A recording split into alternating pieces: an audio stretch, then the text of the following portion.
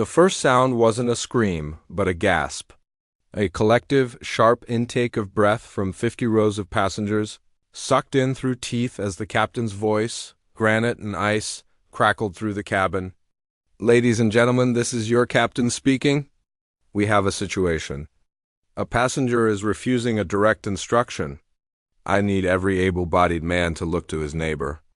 And I need to know, right now, is there a combat pilot on this aircraft?" All eyes swiveled to seat 8A, to the large, black man slumped against the window, his hoodie pulled up, his breathing deep and even. A flight attendant, her smile now a stiff plastic rictus, hovered over him. She had shaken his shoulder, twice, he hadn't stirred. The captain, a broad-shouldered man with a silver flat top and the bearing of a drill sergeant, now stood at the front of the cabin, his arms crossed, his gaze a laser targeting the sleeping man. "Sir," the captain's voice boomed, no longer using the intercom, cutting through the murmur. "Final warning. You will sit upright for takeoff, or you will be escorted off this aircraft." The man Marcus stirred a slow, groggy blink. He'd worked 3 consecutive night shifts as a hospital security supervisor. This flight to see his daughter for her 8th birthday was the only thing holding him together. As he fumbled for the seatbelt.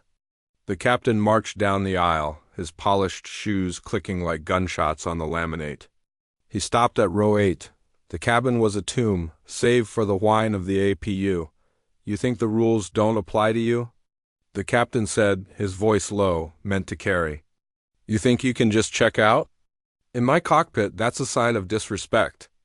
"A threat," Marcus, his voice thick with sleep, managed. "I'm sorry, Captain. I was just nothing." The captain turned, addressing the entire left side of the plane. This man was non-compliant. "I asked if there was a combat pilot on board because in an emergency I need people I can trust. People with discipline." He let the implication hang, toxic and heavy. He looked back at Marcus, a flicker of contempt in his eyes. "What's your name, sir?" "Thorne." "Marcus Thorne.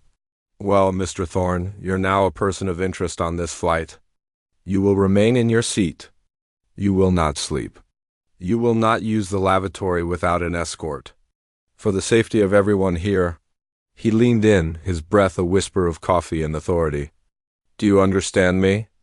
The humiliation was a physical heat climbing up Marcus's neck.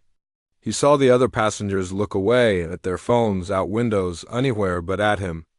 He saw the fear in their eyes, fear of him, the problem, the disruptor. He gave a single slow nod. The captain turned on his heel, a victor claiming his field. And as the plane pushed back from the gate, Marcus Thorne sat perfectly. Painfully upright, his hands on his knees. A man publicly branded a threat, watching the world outside turn into a blur of rain and light. Wondering what hell awaited him at 30,000 feet, the climb to cruise. Altitude was a study in silent torture. The flight attendant, a young woman named Chloe, brought Marcus a water with trembling hands, avoiding his eyes. Every 15 minutes, the captain's voice would pierce the cabin, cool and clinical. "Cabin crew, visual check on row 8, please." It was a public announcement of his pariah status. A businessman across the aisle subtly shifted his laptop bag away from the shared armrest. An hour in. The captain emerged again. He stood in the aisle, performing a theatrical security walk, but his destination was fixed. He stopped at Ada. "Everything acceptable, Mr. Thorne?" he asked, his voice dripping with false concern. "Not too tired?" "I'm fine," Marcus said, his voice a low rumble, his gaze fixed on the headrest in front of him. He had retreated inward to a place forged in a different lifetime, a place of calm under fire.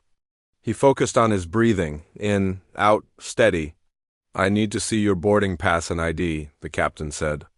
It wasn't a request. Marcus handed them over. The captain studied them, then held up the ID, comparing the photo to Marcus's face under the harsh cabin light. "Says here your security." "Hospital security." A faint derisive snort. That explained the attitude? "Think you're in charge?" Marcus said nothing. He simply looked at the man, his eyes unreadable, patient. This seemed to infuriate the captain more. "You're a big guy?" I'm sure you're used to pushing people around. But this is my sky. My rules? He handed the documents back, making a show of wiping his fingers on his pants. Stay in your seat. The pressure built like a thunderhead. A child pointed at Marcus and asked her mother, loud enough to hear, "Is that the bad man, Mommy?" The mother hushed her, scarlet with embarrassment. Marcus closed his eyes, not to sleep, but to remember. He remembered the scream of turbines, the grit of sand on the windscreen, the cool, methodic tone of a controller in his ear. A different sky. A different uniform. Chloe, the flight attendant, passed by with the drink cart.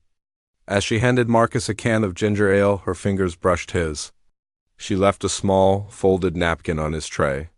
When he opened it, under the pretense of wiping his hands, he saw 3 words written in tiny, rushed script, "I see you." And below that, a smaller notation, "Cockpit voice recorder is always live." The breaking point came when the captain, perhaps emboldened by the silent compliance of the cabin, decided on a final display of dominance. The seatbelt sign pinged on for turbulence. The plane gave a slight jolt. Marcus's ginger ale, can half full, tipped on his tray. He moved to catch it. "Stay in your seat." The captain barked over the PA, his voice suddenly electric with alarm. "Crew, restrain that passenger. He's moving aggressively." 2 male flight attendants rushed forward, their faces pale with confusion and duty. The entire cabin gasped. Hands reached for Marcus, and in that moment Marcus Thorne did something extraordinary. He didn't fight. He didn't shout. He slowly, deliberately raised both his open hands, palms out in a gesture of utter peace. But his voice, when it came, was not the voice of a tired father. It was a clear, resonant, command-grade tone that cut through the panic like a knife. "Captain," he said, his voice carrying to every ear. "My name is Lieutenant Colonel Marcus Raven Thorne, United States Air Force, retired. My service number is 9375428. My last combat deployment was Operation Inherent Resolve, flying F-15Es out of Al-Udeid. I am currently a civilian and a father trying to get home." He paused, letting the seismic shift settle. "And pursuant to FAA regulation and the Universal Cockpit Protocol you are grossly violating, you will now open that cockpit door. Because we need to have a conversation. And every word," he finished, his eyes flicking to the ceiling near the cockpit, "is for the record." The silence that followed was absolute, pressurized. The 2 flight attendants froze, their hands hovering in midair. The captain's face, visible through the cockpit door window, drained of all color, passing from crimson to a sickly parchment white. The intercom was still live. Every word had been broadcast, a beat, then 2. The electronic buzz of the cockpit door lock disengaging was the loudest sound on the plane. The door swung inward. The first officer, a younger man with an expression of sheer horror, was visible behind the captain. Marcus stood. He was taller than anyone remembered. He moved with a fluid, economical grace down the aisle, past the stunned rows of passengers, and stood before the cockpit threshold. He did not enter. He remained in the cabin, a figure of quiet, immense authority.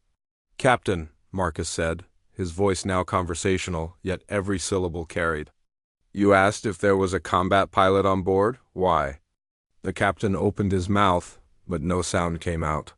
His eyes were fixed on Marcus's, and in them he saw the reflected glare of sun on cloud tops, the endless calculus of threat and response, the weight of lives in the balance. He saw a peer, and worse, a superior. "Was it," Marcus continued, "because you perceived a genuine threat to this aircraft? Or was it to publicly intimidate a passenger you deemed disrespectful?" The captain found his voice a broken thing. The procedure." He was non-compliant. "Your initial request over the PA," Marcus stated, "was a breach of security protocol designed to incite panic and target an individual.